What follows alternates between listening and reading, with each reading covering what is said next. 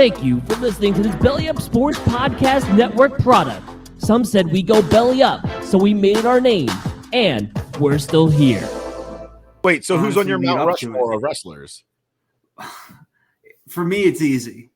Okay. Hogan, Cena, Rock, Austin. See, that's weird to me because you always used to make fun of Cena.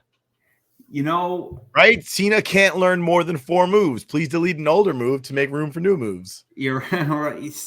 Cena was very basic, and the thing with Cena, he was on top for 15 years.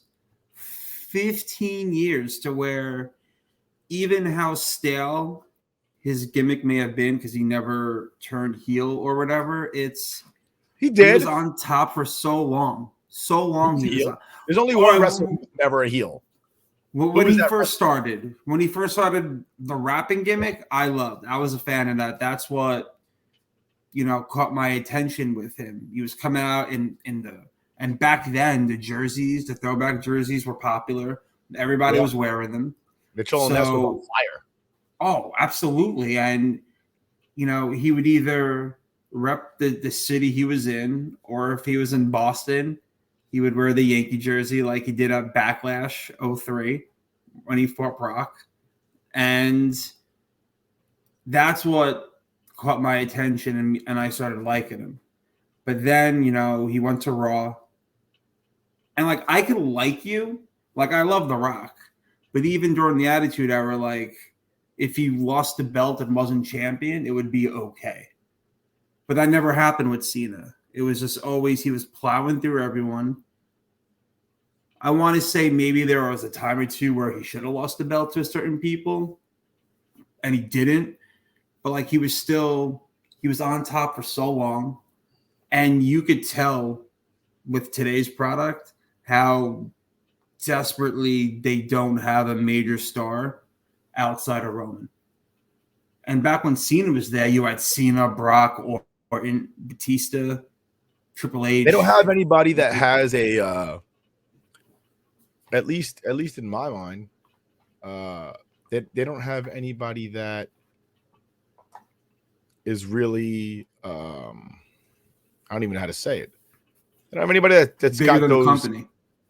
mic skills, bigger than the company, whatever you want to call it. And that's why I picked those 4, because who all 4 of them are outside of wrestling. Okay. That's true. Maybe that's very true. I think out of the 4 you mentioned, Austin is the least outside of wrestling. For right now, yeah. But in the 90s, people knew during the Attitude Era. Everybody today knows who Hulk Hogan is. Oh, yeah. Everybody knows who The Rock is, obviously. Everybody knows who The Rock is. And Cena makes movies right now. So you know who John Cena is. But if you said Stone Cold Steve Austin, I think it's not that anybody would say, "Oh, I don't know who that is." Out of the 4. If you just said Steve Austin, they'd be like, "Do you mean Stone Cold Steve Austin?" Because that's the only Steve Austin I know. Yeah, but you have to clarify. The $1 Million Man, Steve Austin? And there might be one person that says that. But you're right. What I was saying is out of those 4, Steve Austin is the least. But as far as wrestling is concerned, he's probably the most. Yeah. It's... And that's why, I have... Without Hogan, there's no WrestleMania. There's no wrestling.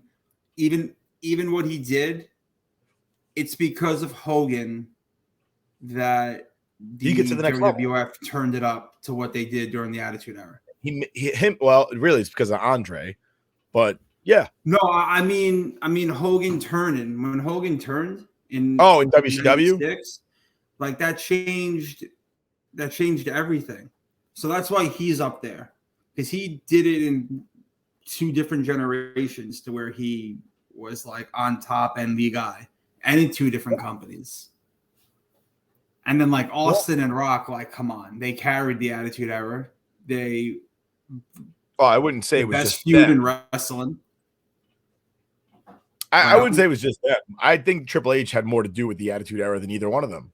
Considering The Rock quit the company like 4 years after he made his debut, and Austin was injured for all of 99 and 2000. Yeah, the end of 99 and all of 2000, which is and he was injured for like a good chunk of 98. Yeah. From 97 to 98. Like he won the title from Shawn and then got injured like 6 months later. Yeah, he was. Austin's neck problems when Owen dropped him definitely didn't Don't get me wrong, I'm not trying to take anything away from Stone Cold. I'm just saying it's crazier though. Like with the limited amount of time out of the other guys, and maybe he's like the biggest star in wrestling. Oh, he cranked it up in 96. From 96 to 97, he cranked everything way up. Yeah. From winning King of the Ring to winning his title with Mike Tyson there for inexplicably Mike Tyson was there. Shawn leaving and basically handing him the reins. Yeah. I mean, that was a big deal. The Heartbreak Kid, the showstopper, the main event, Mr. WrestleMania, Shawn Michaels. And that's my Mount Rushmore, by the way. That was my Mount Rushmore. The Heartbreak Kid, Mr. WrestleMania, the showstopper, and the main event. That's my Mount Rushmore. And Shawn Michaels will always be Shawn Michaels will always be my favorite wrestler, hands down. You said you can't pick a favorite. Oh, I can absolutely pick a favorite. My favorite wrestler is Shawn Michaels. No, you could pick a favorite. I mean, that discussion of like, oh, who's the best of all time? Oh, who's the best? The best to me is Shawn Michaels, period. I don't even need to talk about Hogan or Cena or The Rock or Triple H or Angle or any of them. Bret Hart, he sucked more than all of them put together. I don't need to talk about him. Shawn Michaels is the best wrestler. Ric Flair was the worst thing that ever happened to the world. But point being is that Shawn Michaels, it's burned in my brain. If I ever run into Shawn Michaels somewhere, as I'm reading his book, he's talking about people bothering him, asking him for autographs, which I understand. I don't think I would ever have the courage to ask him for an autograph just because I'd be like so awestruck. But I would actually tell him thank you for entertaining me in my childhood. Stay rock.